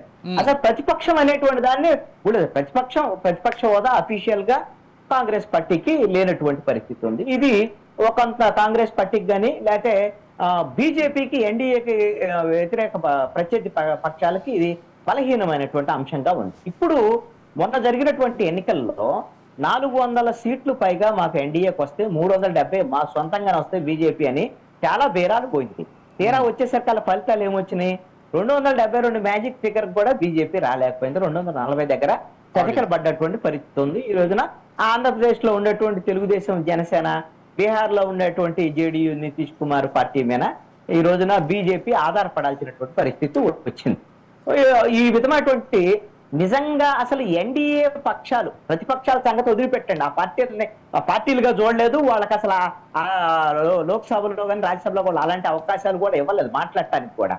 కానీ అసలు ఎన్డీఏ పక్షాలు ఎవరు, వాళ్ళకి సంబంధించిన ఎన్డీఏ ఉందా లేదా అనేది 2014లో కానీ 19లో కానీ మనం చూసాం. అసలు ఎన్డీఏ పక్షం ఎవరు, దాంట్లో ఏ పార్టీలు ఉన్నాయి ఏంటి, చాలా మంది మిత్రులు వెళ్ళిపోయారు, అది వేరే విషయం. వాళ్ళని కూడా గౌరవించలేదు. ఇప్పుడు అందరితో మాట్లాడుతున్నారు. అందరితో వాళ్ళ ఎంపీలతో వాళ్ళందరితో మీటింగ్ అవుతున్నారు, వాళ్ళందరి దగ్గరికి వెళ్ళి మాట్లాడుతున్నారు. ప్రధానమంత్రిలో వచ్చినటువంటి మార్పు ఇది అనివార్యం అన్నమాట. అయితే పార్లమెంట్ లోక్సభలో రాహుల్ గాంధీ చేసినటువంటి వ్యాఖ్యలు, రాహుల్ గాంధీ హిందువులను ఏమైనా అవమానించారా? హిందువులకు సంబంధించినటువంటి విషయంలో ఆయన అవమానించాల. బీజేపీ వాళ్ళ యొక్క వైఖరిని వీళ్ళు హిందూ పేరుతో వీళ్ళు హిందూ వ్యతిరేకులుగా వ్యవహరిస్తున్నారు, బీజేపీకి సంబంధించినటువంటి వాళ్ళ నేతల వైఖరిని ఆయన తప్పుబట్టినటువంటి పరిస్థితి. ఆయన హిందువులకు వ్యతిరేకంగా ఏమీ మాట్లాడలేదు. అయితే దాంతో బాగా బీజేపీ బాగా హట్ అయినటువంటిది నరేంద్ర మోడీ. మరి ఆయన ఎలాగో మాట్లాడారు. ఇప్పుడు అయితే గట్టిగానే నరేంద్ర మోడీ ఆయన ప్రసంగాలు ఇవన్నీ కూడా ఆయన ధీటుగానే మాట్లాడతారు, సందేహం. అయితే ఆయన ఏంటంటే సబ్జెక్టు పరంగా మాట్లాడటం అంశం వేరు. ఇప్పుడు రాహుల్ గాంధీని నువ్వు పిల్ల చేష్టలు అవి అంటే రాహుల్ గాంధీని ఈ రోజున ఒక బలమైనటువంటి ప్రతిపక్ష నేతగానే చూస్తున్నారండి దేశ ప్రజలు. అందుకోసమనే కాంగ్రెస్ పార్టీ మొన్న ఎన్నికల్లో పుంజుకున్నటువంటి పరిస్థితి ఉంది. ఒక రకంగా బీజేపీని 240 సీట్ల దగ్గర నిలుపుదల చేశారు అని అంటే బీజేపీకి నైతికంగా ఓటమి కింద లెక్క ఇది. ఈ క్రెడిట్ కాంగ్రెస్ పార్టీ రాహుల్ గాంధీ కూడా ఉంటుంది. కానీ మొన్న ఎన్నికల్లో ఖచ్చితంగా బీజేపీ అది ఎన్డీఏ కూటమి ఓడిపోయేటువంటి పరిస్థితులు కూడా కనపడ్డాయి. ఎందుకు మరి ఎన్డీఏ గెలిచింది చివరిలో ఈ అత్యవసర సీట్లతో అంటే దీనికి ప్రధానమైనటువంటి కారణం ఏమిటంటే ఇండియా కూటమికి సంబంధించినటువంటి ఈ రాజకీయ పక్షాల మధ్య ఐక్యత అనేటువంటిది కొత్తబడటం, కేజ్రీవాల్ అరెస్ట్ తర్వాత మాత్రమే అందరూ కలిసి ముందుకెళ్లేటువంటి ప్రయత్నం జరగటం అనేటువంటి చివరి విషయంలో కలిసేటువంటి ప్రయత్నం చేశారు. 6 రాష్ట్రాల ఎన్నికల తర్వాత, ఏది తెలంగాణతో పాటు 6 రాష్ట్రాల ఎన్నికల తర్వాత కానీ అప్పుడు 6 రాష్ట్రాల ఎన్నికలప్పుడే విభేదాలు వచ్చినాయి. ఇప్పుడు ఛత్తీస్గఢ్ లో కానీ మిగతా చోట్ల కానీ ఉత్తరప్రదేశ్ లో కానీ పశ్చిమ బెంగాల్లో కానీ పశ్చిమ బెంగాల్లో సమాజ్వాదీ పార్టీ కాంగ్రెస్ మధ్య విభేదాలు, పశ్చిమ బెంగాల్లో తృణమూల్ కాంగ్రెస్ మధ్య విభేదాలు, వాళ్ళ మాటల దాడి, ఇవన్నీ కూడా కొంత నష్టం కలిగించినటువంటి పరిస్థితులు ఉన్నాయి. అందుకోసమనే కేజ్రీవాల్ అరెస్ట్ తర్వాత ఎంతో కొంత కలిశారు. కానీ చివరి నిమిషంలో కలవటం అనేటువంటిది ఇదే. నేను అనుకుంటున్నాను ఎన్డీఏ ప్రభుత్వము ఇది ఎన్ని రోజులు ఉంటాయి అనేది మాత్రం చెప్పలేము. ఎన్డీఏ ప్రభుత్వం ఇది దినదినగండం 100 ఏళ్ల విషయం. బీహార్ ఎన్నికల తర్వాత ఎప్పుడైనా సరే ఎన్డీఏ ప్రభుత్వం కుప్పగూలేటువంటి అవకాశం ఉంది. ఇదే ధోరణి ఇప్పుడు ఆ భయం అయితే నరేంద్ర మోడీ మాటల్లో కూడా కనపడుతుంది. పైకి మేకపోతూ గాంభీర్యం ప్రదర్శించినప్పటికీ కూడా ఖచ్చితంగా ఆ భయం అయితే మాత్రం కనపడుతుంది. ఎస్, అంటే అరవింద్ గారు అంటే కృష్ణాంజనేయులు గారు చెప్పేది వాస్తవమే ఉండొచ్చు. కాకపోతే నేను చెప్పేది ఏంటంటే ఈ రాబోయే 6 నెలల్లోనో 9 నెలల్లోనో కాంగ్రెస్ కొంతమంది ఎంపీలో లేకపోతే ఇతర పార్టీల ఎంపీలో ఎలాగో బీజేపీ అధికారంలో ఉంది కాబట్టి వాళ్ళు ఆ ప్రయత్నాలు చేసి వీళ్ళు వెళ్ళే అవకాశాలు ఏమైనా ఉన్నాయా? అంటే అప్పుడు కొంచెం స్థిరపడుతుంది. దీనికి సంబంధించిన రాజకీయ చర్చకు మాట్లాడే ముందు నిన్న ప్రధానమంత్రి చేసినటువంటి అంటే ఏదైతే వ్యాఖ్యానాలు ఉన్నాయో వాటి గురించి ఖచ్చితంగా మాట్లాడాలి. అంటే నిన్న మనం మాట్లాడుకున్నాం, ఒక పక్కన రాహుల్ కానీ కాంగ్రెస్ కానీ ఆర్ఎస్ఎస్ కేంద్రంగా విమర్శగా దాడి పెంచబోతున్నారు. రాజ్యాంగ స్ఫూర్తి, రిజర్వేషన్లు, రాజ్యాంగ హక్కులు ఏవైతే ఉన్నాయో ఇవి డైలమాలో పడబోతున్నాయి, వీటి పరిస్థితి గందరగోళం అవుతుంది అనే భయాన్ని చిత్రీకరించి భయాన్ని క్రియేట్ చేసి ఈ ఎన్నికల్లో ఖచ్చితంగా తమ బలాన్ని పెంచుకున్నటువంటి ఇండియా కూటమి తర్వాత కూడా ఇదే ఎజెండాతోటి పనిచేయబోతుంది, ఈ వచ్చే ఎన్నికల వరకు ఇదే ఎజెండాతో పనిచేయబోతుంది అని ఖర్గే అండ్ రాహుల్ ప్రసంగాల ఆధారంగా మనం నిన్న మాట్లాడుకున్నాం. ఈరోజు అదే రకమైనటువంటి విషయం కూడా ప్రధానమంత్రి వ్యాఖ్యానాల గురించి మాట్లాడాలి. రాహుల్ గాంధీవి పిల్ల చేష్టలు అని ఎప్పటి నుంచో మాట్లాడుతూ వస్తున్నటువంటి మోడీ అదే భావాన్ని, అదే రకమైనటువంటి అభిప్రాయాన్ని మళ్ళోసారి ప్రజల ముందుకు, ప్రజల దృష్టిని అక్కడే ఫిక్స్ చేయడానికి చేసినటువంటి ప్రయత్నం అయితే క్లియర్గా కనిపిస్తుంది. అంటే భవిష్యత్తులో కూడా రాహుల్ గాంధీ టార్గెట్గా, రాహుల్ గాంధీ చిన్నపిల్లవాడిగా, పరిపక్వత లేని నాయకుడిగా చూపించే ప్రయత్నం బీజేపీకి నేతృత్వం అంటే బీజేపీ నేతలంతా చేయబోతున్నారు అనే విషయం క్లియర్. ఇక్కడ రెండు పక్షాల భవిష్యత్ రాజకీయ వ్యూహాలు, రాజకీయ ఎజెండా చాలా క్లియర్గా కనిపిస్తుంది. కాంగ్రెస్ లేవనెత్తినటువంటి సమస్య ఏదైతే రాజ్యాంగ స్ఫూర్తి, రాజ్యాంగ రక్షణ, రాజ్యాంగ హక్కులు, రాజ్యాంగం ఇచ్చినటువంటి రిజర్వేషన్లు, వీటన్నిటి కేంద్రంగా జరిగినటువంటి ఎన్నికలు 2024 ఎన్నికలు అసలు వీటి చుట్టే జరిగినాయి. అంటే వీటి చుట్టూ తిప్పటంలో ఇండియా కూటమి కాంగ్రెస్ సక్సెస్ అయింది. ఆ కాంగ్రెస్ ఎత్తుకున్నటువంటి అది కూడా హైదరాబాద్ నుంచే మొదలు కావటం, తెలంగాణ నుంచే మొదలు కావటం ఒక గమనించాల్సిన విషయం. అంటే ఇక్కడ ఒక మూలమైనటువంటి అంశం ఏంటంటే ఈ రాజకీయాలన్నీ భవిష్యత్తులో ఎట్లా ఉండబోతున్నాయో మనకి పార్లమెంట్ మొదటి సమావేశాల్లో అర్థమవుతుంది. కాబట్టి భవిష్యత్తులో కూడా ఇదే రకమైనటువంటి వాదం బయటకు వస్తుంది. Right. కాంగ్రెస్ ఏమో తమ సీట్ల సంఖ్యని తమ ఇండియా కూటమి సభ్యుల సంఖ్యని పెంచినటువంటి నినాదంగా దీన్ని చూస్తుంటే దీన్ని కంప్లీట్గా డిఫెన్స్లో పడిపోయి ప్రతి సమావేశంలోనూ ప్రతి బహిరంగ సభలోనూ నరేంద్ర మోడీ నుంచి నడ్డా నుంచి మన అమిత్ షా నుంచి రాజ్నాథ్ ప్రతి బీజేపీ నాయకుడు రాజ్యాంగ స్ఫూర్తికి మేము కట్టుబడి ఉన్నాం, రాజ్యాంగం ఇచ్చినటువంటి అన్ని హక్కుల్ని మేము పరిరక్షిస్తామని అడగకుండానే ప్రజల్లోకి వెళ్ళి చెప్పుకోవాల్సినటువంటి డిఫెన్స్లో పడిపోయినటువంటి పరిస్థితి. ఓకే, ఈ మొత్తంలో ఈరోజు కృష్ణాజినల్ గారు చెప్పినట్లుగా నంబర్ తగ్గటానికి ప్రధానమైనటువంటి కారణాలు చూస్తే ఇది ఒక ప్రధానమైనటువంటి కారణం కిందే లెక్క. రైట్. ఇన్ని విభేదాలు ఉన్న ఇండియా కూటమి ఇన్ని విభేదాలు ఉన్న ఇండియా కూటమి బాగా పెర్ఫామ్ చేసిందంటే ఇది ఒక ప్రధానమైన ఎజెండా కింద లెక్క. చెప్పండి. ఇక్కడ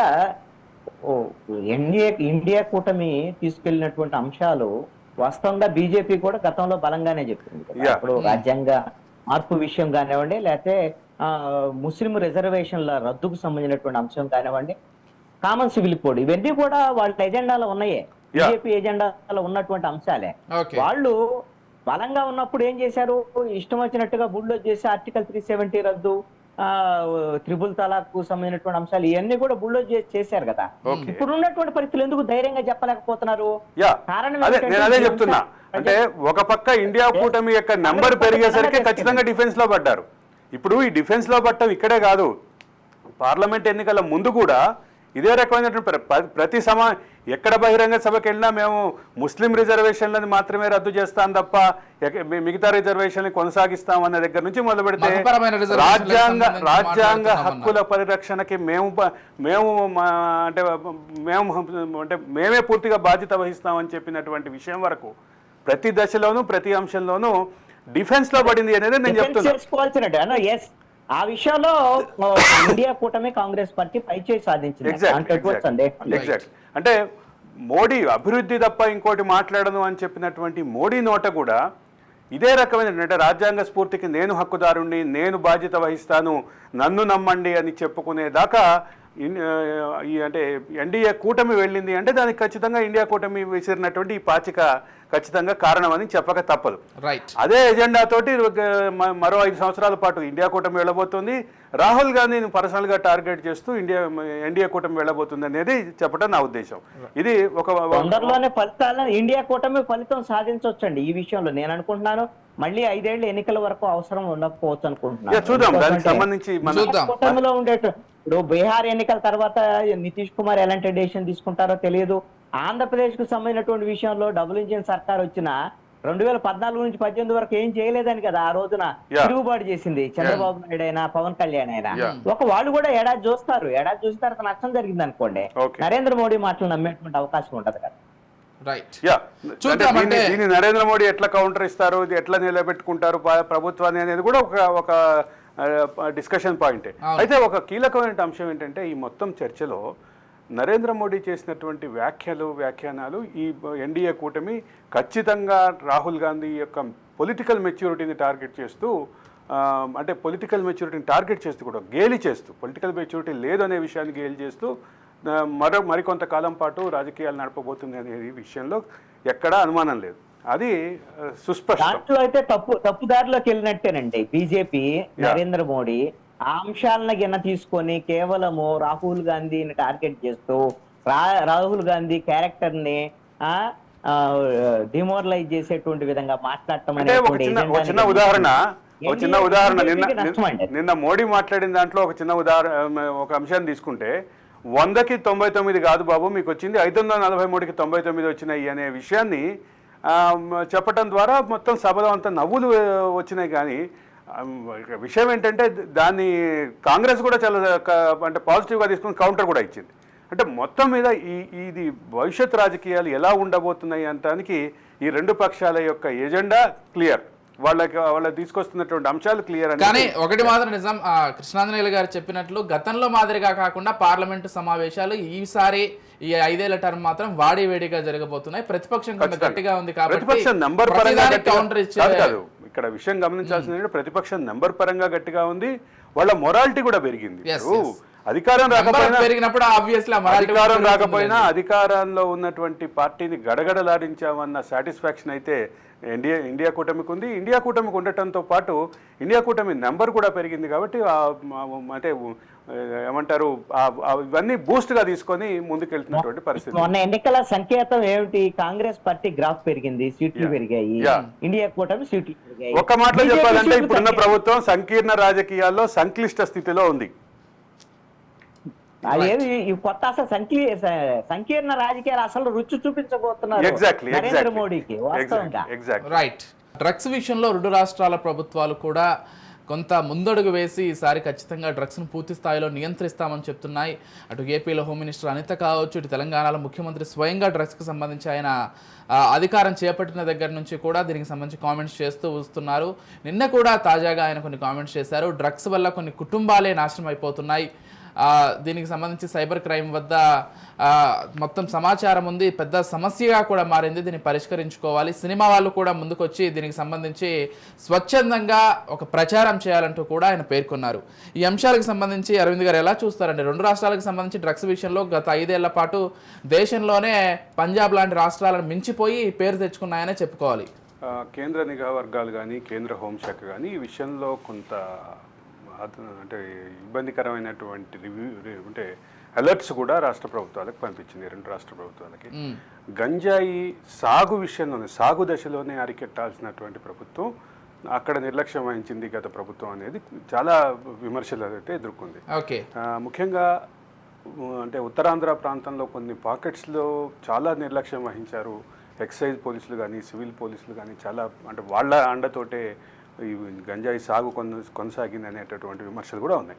సరే, వీటన్నిటిని ఇట్లా ఉంటే అసలు ఒక ప్రధానమైన అంశం ఏంటంటే, నిన్న నాకు బాగా నచ్చిన అంశం ఏంటంటే, సినిమా పరిశ్రమకి రేవంత్ రెడ్డి ఒక అంటే హెచ్చరిక లాంటి సూచన చేశారు. మీరు సినిమా రేట్లు పెంచుకోవటం కోసం, జీవోల కోసం రావటం మాత్రమే కాదు మా దగ్గరికి మీరు కేవలం సినిమా విడుదల సమయంలో టిక్కెట్ల రేట్లు పెంచుకోవడానికి జీవోల కోసమే వస్తుంటారు. అట్లా కాదు, మీరు చేయాల్సింది సినిమా పరిశ్రమ మొత్తం డ్రగ్స్కి వ్యతిరేకంగా గట్టిగా స్ట్రాంగ్గా నిలబడాలి. ప్రతి సినిమా ఆ సినిమా విడుదలకు ముందు ఆ సినిమాలో ఎవరైతే కాస్టింగ్ ఉన్నారో, ఎవరైతే ప్రధాన తారాగణం ఉన్నారో వాళ్ళతోటే ఈ సినిమాకి సంబంధించి అంటే డ్రగ్స్ వ్యతిరేక ప్రచారానికి సంబంధించి ఒక షార్ట్ ఫిల్మ్ కానీ ఒక షార్ట్ వీడియోస్ కానీ చేయించి అవి తీసుకొని మా దగ్గరికి రావాలి అనేది ఒక ప్రధానమైన సూచన. ఇది సూచన లాంటి హెచ్చరిక లాంటి సూచన. ఇది పక్కన పెడితే ఇంకొక అంశం కూడా చెప్పారు. ప్రతి థియేటర్లకు ఇచ్చేటటువంటి సబ్సిడీలు కొనసాగాలంటే ప్రతి థియేటరు ఖచ్చితంగా డ్రగ్స్కి సంబంధించినటువంటి షార్ట్ వీడియోస్ని, షార్ట్ ఫిల్మ్స్ని, యాడ్స్ని, వీటి ప్రచారానికి, డ్రగ్స్ వ్యతిరేక ప్రచారానికి సంబంధించినటువంటి వాటిని ఖచ్చితంగా డిస్ప్లే చేయాలి. డిస్ప్లే చేయకపోతే కఠిన చర్యలు తీసుకుంటామని కూడా ఇండికేట్ చేశారు. ఇండికేట్ చేస్తూ దీన్ని మొత్తాన్ని ఇన్ఫర్మేషన్ అండ్ పబ్లిక్ రిలేషన్స్ శాఖ, సినిమాటోగ్రఫీ శాఖ, ఎఫ్డిసి వీళ్ళందరూ కలిసి కోఆర్డినేట్ చేయాలని కూడా చెప్పారు. ఈ అంటే దీనికి సంబంధించి ఒక మెకానిజం కూడా రాబోతుంది అని కూడా చెప్పారు. ఇది నాకు బాగా నచ్చింది. అంటే సిగరెట్ తాగొద్దు అని సినిమా యాడ్లో చెప్పినంత మాత్రాన తాగుతూ మానేస్తారా లేదా అనే విషయం పక్కన పెడదాం. డ్రగ్ అంటే పొగాకు వాడకం మూలంగా క్యాన్సర్కి సంబంధించినటువంటి యాడ్స్ని కూడా పక్కన పెడదాం. కానీ దానికి సంబంధించినటువంటి చర్చ మాత్రం జనంలోకి వెళ్ళింది. దానివల్ల సిగరెట్ మానారా, పొగాకు ఉత్పత్తులు మానారా అనే విషయం ఖచ్చితంగా, అంటే పూర్తిగా మానలేదు అనే విషయం ఎంత నిజమో దాని ప్రభావం అయితే ఖచ్చితంగా మనసులో ఇంజెక్ట్ అవుతుంది అనేది ప్రాథమికమైన అంశం. అంటే పొగాకు ఉత్పత్తుల ద్వారా జరిగేటటువంటి ప్రచారాన్ని, అంటే జరిగే నష్టాన్ని ప్రచారం చేయడంలో ఎట్లయితే కొంతమేరకు సక్సెస్ అయ్యామో, డ్రగ్స్కి సంబంధించినటువంటి విషయం కూడా అది చాలా అవసరంగా సినిమా ఇండస్ట్రీ ఫీల్ అవ్వాలి అనేది, సినిమా ఎగ్జిబిటర్లు కూడా ఫీల్ అవ్వాలి అనేది రేవంత్ రెడ్డి ఉద్దేశం. కృష్ణాంజనేయులు గారు ఏమంటారు ఒకసారి చూద్దాం ఈ అంశానికి సంబంధించి. మీరు ఎలా చూస్తారండి? ఇప్పుడు ప్రభుత్వాలు కొత్తగా ఏర్పడినప్పుడు అడావుడి చేయటం, ఆర్భాటం చేయటం, ఆ తర్వాత వదిలేయటం అనేటువంటిది జరుగుతుంది. ఇప్పుడు ఈ రెండు ప్రభుత్వాల విషయంలో అలా జరగకూడదు అని చెప్పేసి మనం ఆశిద్దాం. ఎందుకోసం అంటే ఆంధ్రప్రదేశ్ ప్రభుత్వము, నాకు తెలిసి ఇప్పుడు ఈ ప్రభుత్వము సంక్షేమ పథకాల మీద 5 సంతకాలు చేశారు ముఖ్యమంత్రి చంద్రబాబు నాయుడు. కానీ ఈ ప్రభుత్వం కార్యాచరణ ప్రణాళిక ప్రకటించింది ఒక్క గంజాయి విషయంలో.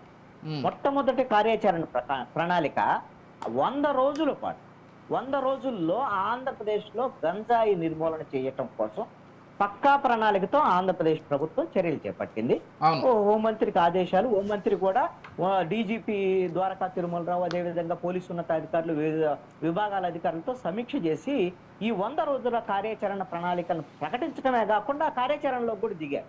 ఇక్కడ కీలకమైనటువంటి అంశం ఏంటంటే అరవింద్ గారు చెప్పినట్టుగా ఏ ప్రభుత్వం ఉన్నా సరే, గతంలో వైఎస్ఆర్ కాంగ్రెస్ పార్టీ అయినా, అంతకుముందు తెలుగుదేశం అయినా సరే, అసలు ఈ గంజాయి సాగు కానీ రవాణా కానీ దీని వెనక ఎవరు కీలకమైనటువంటి వ్యక్తులు? ప్రజాప్రతినిధులు మెయిన్. ఏ పార్టీ అయినా, ఏ ప్రభుత్వం అయినా. ఆ తర్వాత పాత్ర పోలీసులు. వీళ్ళ సహకారం లేకుండా ఏ ముఠాలు కూడా గంజాయి కానీ, మాదక ద్రవ్యాల ముఠాలు కానివ్వండి, రవాణా చేయటం కానీ, ప్రజలకు సరఫరా చేయటం కానీ, ఇలాంటివన్నీ పండించడం కానీ గంజాయి అసాధ్యమైనటువంటి విషయం. అయితే ఈ విషయంలో ఆంధ్రప్రదేశ్ హోంమంత్రి వంగలపూడి అనిత చాలా స్పష్టంగా చెప్పారు. మా ప్రభుత్వంలో, మా అధికారంలో ఉన్నటువంటి తెలుగుదేశం, జనసేన, బీజేపీ నాయకులు ఎవరు కూడా గంజాయికి సంబంధించినటువంటి విషయంలో ఎవరు కూడా వత్తాసు పలకరు, ఆ విధంగా సహకారం అందించడం, అలాంటి వాటిలో భాగస్వాములు కారు అనేటువంటిది హామీ ఇస్తూ, ఒకవేళ ఎవరన్నా అలాంటిది ఉంటే పోలీసు అధికారులు వాళ్ళ మాట వినొద్దు, మాకు చెప్పండి, మేము చూసుకుంటాం వాడతాను అని ఒక భరోసా ఇచ్చారు.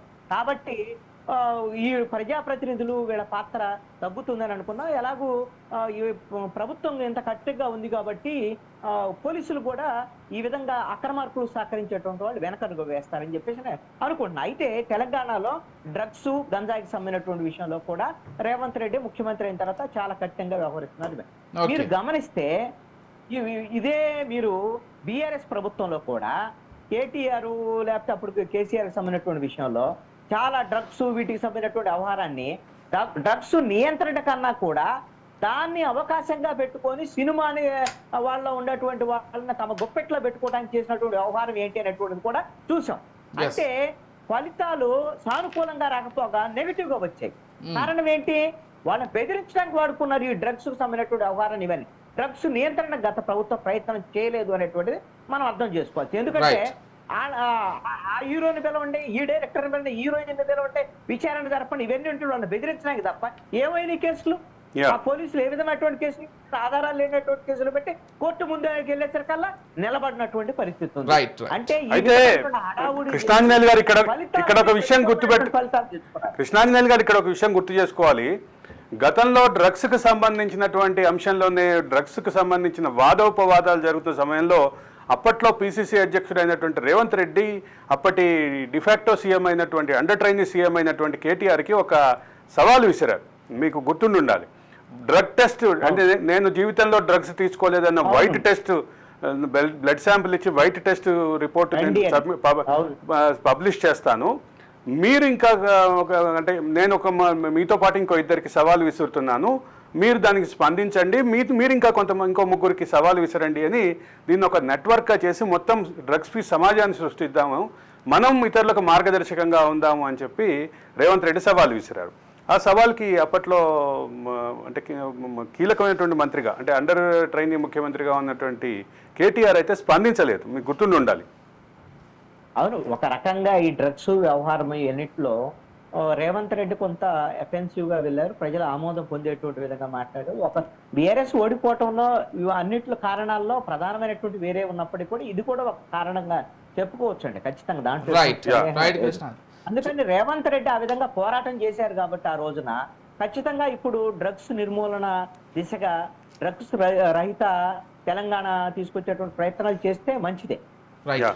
చూద్దాం దీనికి సంబంధించి. మరి మీరు అన్నట్లుగా 5 సంవత్సరాల పాటు దీనికి సంబంధించి ఇట్లాగే మొదట్లో లాగా జస్ట్ చెప్పాలంటే ఇది ఆరంభ శూరత్వం కాకుండా ఇది 5 సంవత్సరాల పాటు కొనసాగాలి అనేది కృష్ణాంజనేయులు గారి అభిప్రాయం. అదే అమరావతికి సంబంధించి కొన్ని దశాబ్దాలుగా దాని నిర్మాణానికి సంబంధించి కొన్ని ప్రభుత్వాల్లో ముందడుగు పడ్డా కానీ ఎక్కడ వేసిన గొంగలి అక్కడే ఉంది అన్న చందాన పరిస్థితి తయారైంది పోలవరానికి సంబంధించి. ఇక మరోవైపు అమరావతికి సంబంధించి కూడా ఈ ప్రభుత్వం వచ్చిన తర్వాత కొన్ని నిర్ణయాత్మక ధోరణితో కొంచెం ముందుకు వెళ్తుంది. ఖచ్చితంగా అమరావతి విషయంలో ముందుకు వెళ్ళి అమరావతిని ఈసారి ఎలాగైనా కంప్లీట్ చేయాలి, లేకపోతే అమరావతినే శాశ్వత రాజధానిగా స్థిరపడేలా ఈసారి 5 ఏళ్ల టర్మ్లో మేము నిర్ణయాలు తీసుకోబోతున్నామని చెప్తున్నారు. కాకపోతే గత ప్రభుత్వం అటు పోలవరం విషయంలో కావచ్చు, ఇటు అమరావతి విషయంలో కావచ్చు నిర్లక్ష్యం వహించినటువంటి ధోరణికి సంబంధించి ప్రస్తుతం ఒక చర్చ అయితే నడుస్తుంది. ఇక అమరావతికి సంబంధించి ప్రధానంగా ఒక శ్వేతపత్రం కూడా రిలీజ్ చేసింది, అంటే అసలు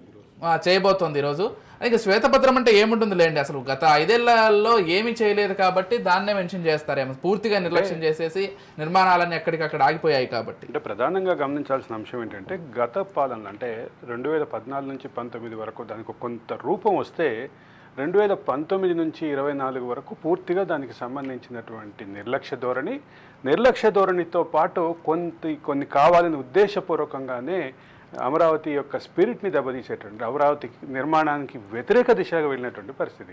అంటే రోడ్ల మీద ఉన్నటువంటి రోడ్లను కూడా తవ్వుకొని కంకర ఎత్తుకుపోయారు అనేటువంటి విమర్శల నుంచి మొదలు పెడితే అక్కడ ఉన్నటువంటి బిల్డింగ్ కన్స్ట్రక్షన్ మెటీరియల్ సిమెంటు, ఇటుక, మన స్టీలు, కాంక్రీట్ తయారీకి ఉపయోగించే మిగతా వస్తువులు వీటన్నిటిని కూడా ఎత్తుకుపోయారు అనేటటువంటి, అది కూడా ప్రభుత్వ సహకారంతో ఎత్తుకుపోయారు అనేటువంటి విమర్శలు ఉన్నాయి. ఇది ఎంత ఘోరం అంటే దానికి ఒక రూపం వచ్చి అంటే ఒక 3 లక్షల 4 లక్షల కోట్ల యొక్క ఆస్తి, అంటే అంత భూమి ఇప్పుడు 10 ఎకరాల భూసేకరణ చేయాలంటే, ఏదైనా ఒక చిన్న ప్రాజెక్టుకి 10 ఎకరాల భూసేకరణ చేయాలంటే ఒక పెద్ద సమస్యగా మారుతున్నటువంటి పరిస్థితి. అందులోనూ అంటే 33,000 ఎకరాల దాదాపు ఒక 3 లక్షల కోట్లకి సంబంధించిన ఆస్తిని క్రియేట్ చేస్తే దాన్ని ఇంకా ముందుకు తీసుకెళ్ళి, ఇప్పుడు ఒకవేళ నిజంగానే రాజధాని అక్కడ ఇష్టం లేదు అనే కారణంతో, లేదంటే ఏదో ఒక సామాజిక వర్గానికి మేలుకు జరుగుతుందనే బూచి చూపించి ఆ చంద్రబాబు యొక్క ఐడియాని తొక్కేయాలి, దాన్ని నాశనం చేయాలి అనే ఒకే ఒక్క కారణంతో తీసుకెళ్ళి దాన్ని డైవర్ట్ చేసినటువంటి పరిస్థితి. పోనీ డైవర్షన్ జరిగిన దగ్గర ఏమైనా మెటీరియలైజ్ అయిందా అంటే అది లేదు. ఒక గందరగోళమైనటువంటి వాతావరణం సృష్టించినటువంటి పరిస్థితి. 2014లో ఆంధ్రప్రదేశ్ విభజన సమయంలో ఎక్కడుందో రాజధాని విషయంలో చూస్తే ఇంకా వెనక్కి వెళ్ళిందా అనేటటువంటి పరిస్థితి. వీటిని అన్నింటినీ పక్కన పెడదాం. కొన్ని ఐఏఎస్ ఆఫీసర్ల క్వార్టర్స్ కానీ, ఎమ్మెల్యేల క్వార్టర్లు కానీ, ఎమ్మెల్సీల క్వార్టర్లు కానీ, అట్లాగే ఎన్జిఓల క్వార్టర్లు కానీ రెడీ అయినాయి. వాటికి సంబంధించినటువంటి అంశం అసంపూర్తిగా వదిలేశారు. అంటే నిర్మాణాలను పూర్తిగా వదిలేసేసరికి దానికి ఖచ్చితంగా వ్యతిరేకమైనటువంటి రిజల్ట్స్ వస్తాయి. ఇక్కడ నుంచి మొదలు పెడితే ఇంకా దానికి సంబంధించినటువంటి ల్యాండ్స్కేపింగ్ కానీ, అసలు ల్యాండ్స్కేపింగ్ అనేది చాలా దూరం, సివిల్ కన్స్ట్రక్షన్ జరిగిన వాటిని కూడా అసంపూర్తిగా వదిలేసినటువంటి పరిస్థితి. ఒకరోజు చంద్రబాబు మొత్తం అమరావతికి సంబంధించిన టూర్ పెట్టుకుంటే అక్కడ నిజంగానే లైవ్ చూస్తుంటే ఎంత బాధేసిందంటే అసంపూర్తిగా వదిలేసినట్టు. దానివల్ల పోలీస్ సాధించింది ఏమన్నా ఉంది అంటే అది లేదు. ఇప్పుడు అమరావతి నిర్మాణాన్ని మధ్యలో ఆపేశావు. అమరావతి నిర్మాణం మూలంగా కొన్ని వర్గాలు ప్రయోజనం పొందుతున్నాయన్న అభిప్రాయం నీకుంది, లేదా ఆ అభిప్రాయాన్ని మీ ప్రభుత్వం ప్రజల్లోకి ఎక్కించాలనుకుంది. అందులోనూ సక్సెస్ కాలేకపోయారు. ఆ దిశగా చర్యలు తీసుకొని అది లేదు. అంటే ఇక్కడ ప్రధానంగా గమనించాల్సిన అంశం ఏంటంటే ప్రభుత్వానికి ఉండాల్సినటువంటి పారదర్శకత, ప్రభుత్వానికి ఉండాల్సినటువంటి ముందు చూపు లేని కారణంగా బలైనటువంటి ఒక ప్రాజెక్టుగా చెప్తారు. అమరావతి విషయంలో అమరావతికి ఇచ్చినటువంటి హైప్ కానీ, అమరావతిలో జరిగినటువంటి అంటే డెవలప్మెంట్ కానీ, లేదా అమరావతికి సంబంధించిన భూసేకరణ కానీ, దీని విషయంలో చాలామందికి వ్యతిరేకమైన అభిప్రాయాలు ఉన్నాయి. కానీ గత 5 సంవత్సరాల ప్రభుత్వం వ్యవహరించినటువంటి తీరు మాత్రం ఖచ్చితంగా విమర్శలకు గురైంది. ఇప్పుడు దానికి సంబంధించినటువంటి భవనాలు, వీటన్నిటికి సంబంధించినటువంటి అంశం మీద శ్వేతపత్రం రాబోతుంది కాబట్టి దాని మీద పూర్తి స్థాయి క్లారిటీ వచ్చేటట్టు కార్యాచరణ కూడా ఏముండాలో దాని కూడా శ్వేతపత్రం రిలీజ్ చేయబోతున్నారు. కృష్ణాంజనేయులు గారు, మీరు ఎలా చూస్తారండి? అమరావతి గత 5 ఏళ్లలో పూర్తిగా నిర్లక్ష్యానికి గురైందనడంలో ఇంకా అందులో ఎవరికి డౌట్ లేదు, వైసీపీ వాళ్ళు కూడా బహిరంగంగా ఒప్పుకోవాల్సిందే. సో ఎలా చూస్తారంటే ఈ నిర్లక్ష్యం వల్ల ఎవరు మూల్యం చెల్లించుకోవాల్సి వచ్చింది అంటే ఖచ్చితంగా ఆంధ్రప్రదేశ్ రాష్ట్ర ప్రజలు, ఎందుకంటే వాళ్ళ డబ్బులు తీసుకెళ్లి అక్కడ పెట్టుబడిగా పెట్టాలనుకున్నప్పుడు పూర్తిగా విధ్వంసం చేశారు. ఇంకోటి ఏంటంటే 2014లో ఆంధ్రప్రదేశ్ రాజధాని స్టేటస్ ఏంటో ఈరోజు దానికి పూర్తిగా అంటే మైనస్ డైరెక్షన్లో, వ్యతిరేక డైరెక్షన్లో ఉందనేది చెప్పక తప్పదు. ఏం చెప్తారు కృష్ణాంజనేయులు గారు? ఇక్కడ రాజకీయ పార్టీలు అధికారంలోకి వచ్చిన తర్వాత ఆయా రాజకీయ పార్టీలు వాళ్ళకి కొన్ని ప్రాధాన్యతలు, అయితే ప్రభుత్వం అనేటువంటిది కొనసాగి రాజకీయ పార్టీ ఒక పార్టీ అధికారంలోకి రావచ్చు, ఒక పార్టీ ఓడిపోవచ్చు, అంతేగాని ప్రభుత్వాలు కొనసాగింపుగా ఉంటాయి. అయితే చిన్న చిన్న సంక్షేమ పథకాలు వాటి పేర్లు మార్పు లేకపోతే ఇంకొకటో చేస్తే ఓకే, కానీ దీర్ఘకాలికమైనటువంటి ప్రాజెక్టులకు సంబంధించినటువంటి విషయం. రాష్ట్రం విడిపోయిన తర్వాత ప్రధానమైనటువంటి అంశం ఏమిటి? రాష్ట్ర రాజధాని ఏర్పాటు చేసుకోవడం. రాష్ట్ర రాజధాని విషయంలో ఒక నిర్ణయం తీసుకున్న తర్వాత ఆ రోజున నిర్ణయం తీసుకున్నటువంటి ఎవరు? ఆంధ్రప్రదేశ్ అసెంబ్లీ తీసుకున్నది. అసెంబ్లీలో ప్రతిపక్షంగా జగన్మోహన్ రెడ్డి కూడా ఉన్నారు, వైఎస్ఆర్ కాంగ్రెస్, బీజేపీ తెలుగుదేశం ఏమో ప్రభుత్వంలో ఉంది, బీజేపీకి జనసేన మద్దతు ఇచ్చినటువంటి పరిస్థితి. అదేవిధంగా అప్పుడు శాసన మండలిలో సిపిఎం సిపిఐ కూడా ఉన్నాయి. Exactly. అంటే ఆంధ్రప్రదేశ్ లో ఉన్న అన్ని రాజకీయ పార్టీలు ఉన్నటువంటి శాసన మండలి తీసుకున్నటువంటి నిర్ణయం ప్రకారంగా రాజధాని అమరావతి అనేటువంటి ప్రాంతాన్ని నిర్ణయం. దాని తర్వాత 2019 ఎన్నికల ముందు వరకు కూడా మేము రాజధాని మార్చాం, అమరావతి ఉంటుందని చెప్పి 2019 తర్వాత అధికారంలోకి రాగానే 2019 డిసెంబర్లోనే పిడుగు లాంటి వార్త ప్రకటించడం, ఆ తర్వాత అమరావతిని పడకన పెట్టడం, ఇవన్నీ కూడా అన్ని మనం చూసాం. ఆ వైఎస్ఆర్ కాంగ్రెస్ పార్టీ యొక్క ఆలోచన ఏంటి అని అంటే, ఈ అమరావతి ప్రాంతంలో రాజధాని నిర్మాణం జరిగితే ఇది తెలుగుదేశం పార్టీకి రాజకీయంగా ఉపయోగపడేటువంటి అంశంగా ఉంటుంది, దీన్ని దెబ్బతీయాలి అనేటువంటిది ప్రధానమైనటువంటి లక్ష్యం. అది చాలా స్పష్టం. దాన్ని వదిలిపెట్టేసి మేము 3 ప్రాంతాలను అభివృద్ధి చేస్తాము, 3 రాజధానులు చేస్తాము, ఇవన్నీ కూడా వేరువేరుగా చెప్పారు, అవి చేయలేకపోయారు. ఇప్పుడు నేనేమంటానంటే, ఈ విషయంలో ఆంధ్రప్రదేశ్ ప్రజలు 2024 ఎన్నికల్లో ఇచ్చినటువంటి తీర్పులో ఇది కూడా ఒక ప్రధానమైనటువంటి అంశం. ఎందుకు 151 అసెంబ్లీ సీట్లలో ఉన్నటువంటి 151 సీట్లు ఉంటే మధ్యలో 5 పోయి 11 సీట్లు మిగిలిపోయినటువంటి పరిస్థితి కదా. అంటే ఇక్కడ ఇంకో విషయం కూడా గమనించాలి కృష్ణాంజనేయులు గారు, ప్రతిపాదిత 3 రాజధానులలో ఎక్కడా కూడా వైసీపీ గెలవలేదు. అసలు ఎక్కడ గెలవడానికి ఏం చేశారని రాజధానిగా ప్రకటించిన తర్వాత ఏదైనా చేస్తే బాగుండేది. అందుకని ఇక్కడ వాళ్ళ చేతనైన పని కాదండి, డిస్టర్బ్ చేయటం అనేటువంటిది వాళ్ళ లక్ష్యం తప్ప వాళ్ళు ఏదో చేయటం అనేటువంటిది వాళ్ళ లక్ష్యం కాదు. నేనేమంటానంటే, ఇప్పుడు శ్వేతపత్రాలు ప్రకటిస్తున్నారు. ఓకే, శ్వేతపత్రాలు ఎందుకు? శ్వేతపత్రాలు గత ప్రభుత్వం తప్పులు చేసింది, అన్యాయం చేసింది, అక్రమాలు చేసింది, వాళ్ళు ఈ అక్రమాల వల్ల నష్టం జరిగింది. ఇప్పుడు అమరావతిలో ఎంత నష్టం జరిగింది అనేటువంటి అందరికీ తెలిసిందే. ఇప్పుడు అరవింద్ గారు చెప్పారు, రివర్స్ డైరెక్షన్ లో ఉన్నటువంటి మాట వాస్తవం, దాంట్లో ఎటువంటి సందేహం. ఇది అందరికీ తెలిసిన విషయాన్నే మళ్ళీ శ్వేతపత్రంలో చెప్పటం వల్ల అదనపు ప్రయోజనం ఉండదు అనేటువంటిది నా అభిప్రాయం. చెప్పండి దాన్ని. చెప్పిన తర్వాత ఇప్పుడు మీరు అమరావతిని ఏ విధంగా ముందుకు తీసుకెళ్తారు అనేటువంటి కార్యాచరణ ప్రణాళికలను కూడా చెప్పాలి. ఎందుకు ఈ ప్రభుత్వము ఈ అమరావతి ఈ దశలో ఉండటానికి, ఇప్పుడు ఉండేటువంటి పరిస్థితుల్లో ముందుకెళ్ళలేకపోవటానికి డిస్ట్రక్షన్ చేసింది జగన్మోహన్ రెడ్డి. కానీ అమరావతి ఆశించిన స్థాయిలో ముందుకెళ్ళలేకపోవడానికి కారణం కేంద్రంలో ఉండేటువంటి బీజేపీ. ఇదే చంద్రబాబు నాయుడు కూడా కారణం. చంద్రబాబు నాయుడు వైపు కూడా కొన్ని వేళ్లు చూపిస్తున్నాయి. మీరు ఈ రోజున కేవలము వైఎస్ఆర్ కాంగ్రెస్ పార్టీ జగన్మోహన్ రెడ్డి మీద అన్ని వేళ్లు చూపించట్లేదండి. చంద్రబాబు నాయుడు, అదేవిధంగా పవన్ కళ్యాణ్ బీజేపీ వైపు కూడా ఉన్నాయి. ఎందుకు అనంటే 2014 నుంచి 19 వరకు ఆంధ్రప్రదేశ్ లో ఎన్డీఏ ప్రభుత్వం ఉంది, కేంద్రంలో కూడా ఎన్డీఏ ప్రభుత్వం, డబుల్ ఇంజిన్ సర్కార్ ఉంది. విభజన చట్టంలో చాలా స్పష్టంగా రాజధానికి, పరిపాలనా భవనాల నిర్మాణానికి అవసరమైనటువంటి పూర్తి నిధులు కేంద్ర ప్రభుత్వం ఇవ్వాలని ఉంది. కానీ ఇచ్చిందంతా 1500 కోట్లు రాజధాని నిర్మాణం. ఆ 1500 కోట్లు కూడా రాజధాని నిర్మాణం కోసం ఇవాళ అమృత్ పథకం కింద పట్టణాభివృద్ధి శాఖ నుంచి గుంటూరు, తెనాలి, విజయవాడ వీటన్నిటి ఒక క్లస్టర్ అభివృద్ధి కోసం ఇచ్చినటువంటి నిధులే తప్ప అవి రాజధానిలో భవనాలు కట్టుకోవడానికి ఇచ్చిన నిధులు కాదు. కృష్ణాంజనేయులు గారు మీరు అది గమనించాలి. నరేంద్ర మోడీ మట్టి నీళ్ళిచ్చి అన్యాయం చేశారని ఇదే చంద్రబాబు నాయుడు మాట్లాడారు, పవన్ కళ్యాణ్ కూడా మాట్లాడారు, ఆంధ్రప్రదేశ్ బీజేపీ వాళ్ళు కూడా మాట్లాడాలి. ఇప్పుడు నేనేం పోట్లాడమంటా కేంద్ర ప్రభుత్వం మీద, పోట్లాడాల్సినటువంటి అవసరం కూడా లేదు. ఈ రోజున నరేంద్ర మోడీ ఇప్పుడు లేడీ కాళ్ళు లేక కాదు కాలం వచ్చి చిక్కింది అంటారు. నరేంద్ర మోడీ కూడా ఈ రోజున దేశ ప్రజల చేతిలో చిక్కారు, ప్రజాస్వామ్యం చేతిలో చిక్కారు. పూర్తి పనం లేకుండా ఈ రోజు తలెగరేసేటువంటి పరిస్థితులు. ఆంధ్రప్రదేశ్ ఇచ్చినటువంటి 21 లోక్సభ సీట్లతో కేంద్రంలో నరేంద్ర మోడీ ఈ రోజున 3వసారి ప్రధానమంత్రిగా ప్రమాణ స్వీకారం చేశారు. ఆ విషయాన్ని నరేంద్ర మోడీ పెట్టుకుంటే ఆంధ్రప్రదేశ్ రాజధాని నిర్మాణానికి అవసరమైనటువంటి నిధులు, హక్కుగా రావాల్సినటువంటి నిధుల్ని కేంద్ర ప్రభుత్వం ఇవ్వాలి. అది ఇవ్వాలి అని అంటే మనం అడగాలి ముందు ఫస్ట్. ఇప్పుడు శ్వేతపత్రంలో ఈ విధంగా మనం కేంద్ర ప్రభుత్వం నుంచి హక్కుగా రావాల్సినటువంటి మనం పరిపాలన భవన నిర్మాణానికి కేంద్ర ప్రభుత్వం నుంచి నిధులను తీసుకొస్తాము, అడుగుతాము. కేంద్ర ప్రభుత్వ సంస్థలు 33 సంస్థలు ఆంధ్రప్రదేశ్ రాజధాని నిర్మాణ ప్రాంతంలో వాళ్ళు వెంటనే ప్రారంభించాలి, దానికి సంబంధించినటువంటి విషయంలో మేము అడుగుతాము. అదే విధంగా కేంద్ర ప్రభుత్వం తీసుకొని రేపు మొదటిసారి ముఖ్యమంత్రి హోదాలో ఢిల్లీ వెళ్తున్నటువంటి చంద్రబాబు సాధించుకొస్తారేమో చూద్దాం. అయితే కాదు ఇప్పుడు అసలు ముందు ఈ శ్వేతపత్రంలో అది పేర్కొంటే Yeah. అయితే నిజంగా ఇక్కడ ఇప్పుడు ఆ, ఆత్మస్తుతి పరిణిత వల్ల Right. కృష్ణాంజనేయులు గారు శ్వేతపత్రాల వల్ల వచ్చే కృష్ణాంజనేయులు గారు ఇక్కడ ప్రయోజనాలు ఇక్కడ ఒక ఇక్కడ ఒక ప్రధాన అంశం గమనించాలి. ఈ శ్వేతపత్రంతో పాటు ఒక టైం బౌండ్ ప్రణాళిక కూడా ఇస్తాము అనేటటువంటి ఇండికేషన్స్ అయితే ఉన్నాయి.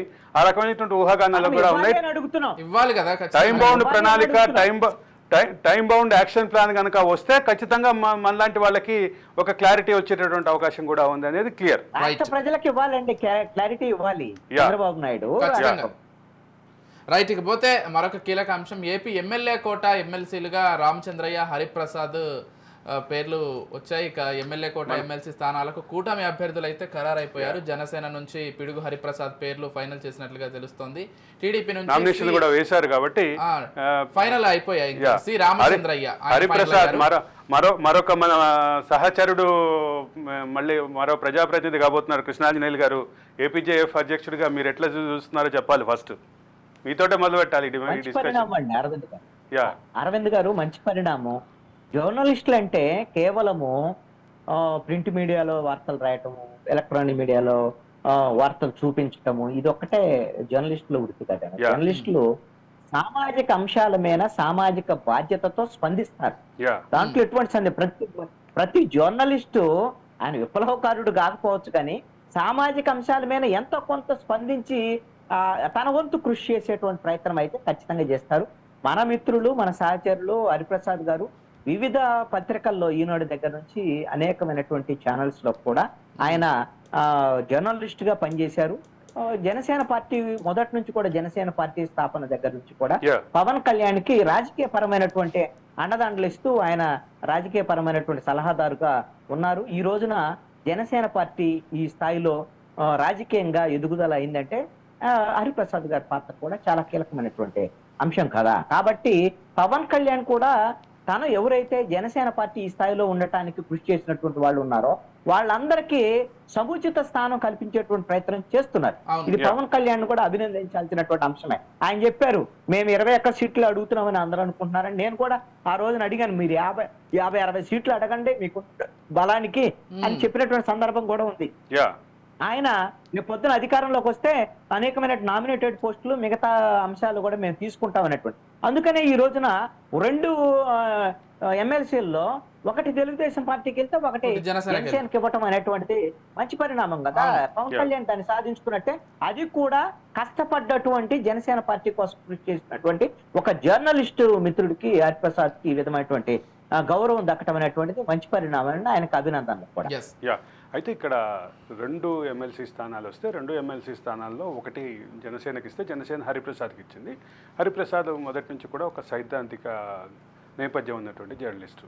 అంటే వివిధ పత్రికల్లో అంటే ప్రధానంగా ఈనాడుతోటి మొదలైనప్పటికీ ఆయన వివిధ మీడియా సంస్థల్లో పనిచేసేటప్పుడు కూడా ఆయన కొంచెం సైద్ధాంతిక పరంగా అంటే ఇష్యూ బేస్డ్గా ఆలోచిస్తారు అని ఆయనకు ఒక పేరుంది. కాబట్టి ఆయనకు ఇవ్వటం విషయంలో ఎక్కడా కూడా ప్రత్యేకమైనటువంటి విమర్శలు రావట్లా. కాకపోతే మరొక ఎమ్మెల్సీ విషయంలో మాత్రం కొంచెం తెలుగుదేశం పార్టీలో అసంతృప్తులు కనిపిస్తున్నాయి అక్కడక్కడ. ఎందుకంటే తెలుగుదేశం పార్టీ నుంచి ప్రజారాజ్యం పార్టీకి వెళ్ళారు రామచంద్రయ్య, తర్వాత కాంగ్రెస్లోకి వచ్చారు, కాంగ్రెస్ నుంచి వైసీపీలోకి వచ్చారు, వైసీపీ నుంచి మళ్ళీ తెలుగుదేశంలోకి వచ్చారు. అంటే తెలుగుదేశంలో ఆయన రాజకీయ ప్రస్థానం మొదలైంది. ఒక చార్టెడ్ అకౌంటెంట్ ఆయన, నాకు బాగా వ్యక్తిగతంగా తెలుసు. ఆయన చార్టెడ్ అకౌంటెంట్గా రాజకీయ ప్రస్థానం అంటే వృత్తిపరమైనటువంటి దాంట్లో సెటిల్ అయ్యి రాజకీయాల్లోకి వచ్చారు. కడప జిల్లాకు సంబంధించిన వ్యక్తి ఆయన. అంటే ఆయన మీద ఉన్నటువంటి ప్రధానమైన విమర్శ ఏంటంటే తెలుగుదేశం పార్టీని కాదని ప్రజారాజ్యం పార్టీలోకి వెళ్ళారు అని. దానికి రకరకాల కారణాలు చూపిస్తారు. అసంతృప్తి అనేది అంటే మొదటి నియమం అంటే ఎమ్మెల్సీ సెలక్షన్లోనే కొంత అసంతృప్తి కనిపించడం అనేది సామాజిక వర్గ కోణంలో చూడొచ్చు కదా అరవింద్ గారు. సామాజిక వర్గ కోణంలో చూస్తే కూడా మళ్ళీ ఇద్దరు ఒకటే రకమైన సామాజిక వర్గానికి వచ్చారనే విమర్శ కూడా వస్తుంది. కానీ ఇక్కడ ప్రధానంగా అదొకటైతే ఇప్పుడు రాయలసీమలో వైఎస్ఆర్ కాంగ్రెస్ పార్టీ ఆల్రెడీ దెబ్బతింది. ఇప్పుడు పూర్తి స్థాయిలో దెబ్బతీయాలి అంటే అక్కడ రెడ్డి సామాజిక వర్గం కూడా వైఎస్ఆర్ కాంగ్రెస్ పార్టీ డిజోన్ చేసుకున్నటువంటి బలిజ సామాజిక వర్గం అనేటువంటిది చాలా బలంగా ఓటింగ్ ఉన్నటువంటిది. ఖచ్చితంగా తెలుగుదేశం పార్టీకి రేపు జనసేన ఇంకొక మాట చెప్పాలంటే ఈ రోజు మొత్తం రాయలసీమ ప్రాంతంలో బలిజ సామాజిక వర్గం ఈ ఎన్నికల్లో తెలుగుదేశం పార్టీకి అండగా ఉండటం తెలుగుదేశం పార్టీకి నెంబర్ పరంగాను ప్లస్ మోరల్గాను చాలా పెద్ద బూస్ట్గా నిలిచిందని చెప్పక తప్పదు. నేను ఇది నా అభిప్రాయంగా చెప్పలేదు. మీరు కృష్ణాంజనేయులు గారు మీరు ఇక్కడ గమనించాలి. రామచంద్రయ్య గారు నాకు మంచి మిత్రుడే. నేను నా అభిప్రాయంగా చెప్పలేదు.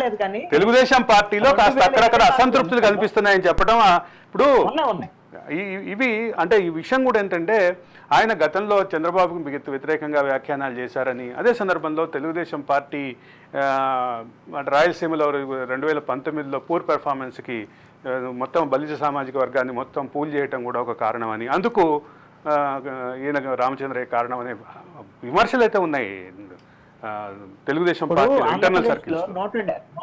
175 అసెంబ్లీ స్థానాలకి 164 కూటమికి వచ్చాయంటే ప్రధానమైనటువంటి ఫ్యాక్టర్ ఆంధ్రప్రదేశ్ లో ఉన్నటువంటి కాపు, బలిజ, ఒంటరి, అదే విధంగా తూర్పు అందరూ కూడా మీకు 65 లక్షల పైగా ఉన్నటువంటి కాపు, ఓసీ కాపు కానీ బీసీ కాపుతారు వన్ సైడ్ గా వైఎస్ఆర్ కాంగ్రెస్ వ్యతిరేకంగా ఓట్లేదు. 100%. ఇది కీలకమైన అంశం. అందుకని ఆ ప్రాధాన్యత తెలుగుదేశం పార్టీ ఇచ్చి ఉండొచ్చు అని నేను అనుకున్నా. బహుశా ఆయన ఎమ్మెల్సీ అంటే ఇంకోటి కూడా ఉంది, ఆయన ఎమ్మెల్సీ పదవికి రాజీనామా చేసి వచ్చారు కాబట్టి అది కూడా ఇచ్చి ఉండొచ్చు. అవును, రైట్. అందుకనే మీకు ఇంకా బొచ్చరన్ని ఎమ్మెల్సీలు ఉన్నాయి కాబట్టి భవిష్యత్తులో ఇంకా కొంతమందికి అవకాశం కలుగుతుంది. అండ్ మొరోవర్ తెలుగుదేశం లాంటి ఒక విస్తృతమైన పార్టీలో అసంతృప్తులు లేకపోతే ఆశ్చర్యపోవాలి, కానీ ఉంటే ఆశ్చర్యం ఖచ్చితంగా ఉండదు. అండ్ ఇంకోటి ఏంటంటే ఇప్పుడు ల్యాండ్ స్లైడ్ విక్టరీ ఎంజాయ్ చేస్తూనే ఉన్నారు కాబట్టి తెలుగుదేశం కార్యకర్తలు టాప్ టు బాటం ఇటువంటి కొన్ని అసంతృప్తులు కూడా సహజమే, అందులో పెద్ద విభేదం కాదు. కానీ అసంతృప్తి ఉంది అన్న విషయాన్ని అంటే బయటికి చెప్పడం మన బాధ్యత కాబట్టి చెప్తున్నాం. రైట్. థ్యాంక్ యూ అరవింద్ గారు, థ్యాంక్ యూ సో మచ్ అండి. అదేవిధంగా కృష్ణాంజనేయులు గారు మీకు కూడా థ్యాంక్ యూ సో మచ్ అండి. అన్ని అంశాలకు సంబంధించి చక్కటి విశ్లేషణ కార్యక్రమాన్ని అందించారు. రైట్, చూద్దాం. మొత్తంగా పార్లమెంటు సమావేశాలు అయితే వాడివేడిగానే జరుగుతున్నాయి. ఇక రాబోయే పార్లమెంటు సెషన్స్ కూడా ఖచ్చితంగా ఇంతకంటే వాడివేడిగా జరుగుతాయనడంలో ఎలాంటి డౌట్ కూడా అక్కర్లేదు. అండ్ మరోవర్ ఇప్పుడు ప్రతిపక్షం కూడా కొంత బలంగా ఉంది కాబట్టి ఇండియా కూటమి ఆ దిశగా కూడా జరుగుతోంది. 5 ఏళ్ల పాటు ప్రభుత్వం కొనసాగుతుందా అంటే మరి బీజేపీ గతంలో చేసిన మాదిరిగా వాళ్ళకు ఉండేటువంటి వ్యూహాలు వాళ్ళకు ఉంటాయి కాబట్టి కొనసాగుతుందనే భావించాలి. చూద్దాం మరి ఏమవుతుందో. కృష్ణాంజనేయులు గారు చెప్పినట్లు దానికి సంబంధించి కూడా డౌట్స్ ఉన్నాయి కాబట్టి ఇది వాల్టి editors time. Keep watching Raj news.